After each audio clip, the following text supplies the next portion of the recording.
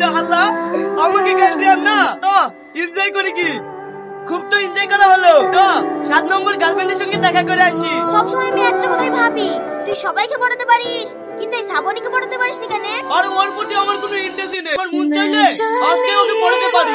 তারপর তো মানছিস ও তো শ্রাবণী বাড়ি ঘুরে বাড়ি আসছে, বাইরে ওকে মোটরসাইকেল চড়ে ঘোরাঘাট দিনে দেখি। ডার্লিং লক্ষ্মী সোনার মতন গাড়িতে বসে বসে তো তোমাকে একটু পার্কে ঘুরতে নিয়ে যাবো।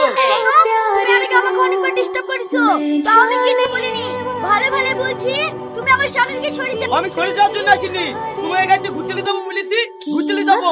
তাড়াতাড়ি গাড়িতে ওঠো। ছাড় আমার হাত, নাহলে আমি চাচাবো। চাচা তুই যত খুশি তত চাচা, তোকে গাড়িতে চড়তেই হবে। কেছো বাঁচাও, সবই তোমাকে জোর করে গাড়িতে তুলে নিয়ে যাচ্ছে। আমার কাছে রাস্তার মধ্যে একটা মেয়েকে তোমাকে বুঝতে করছি। অনেক কথা বলছি তাড়াতাড়ি পার।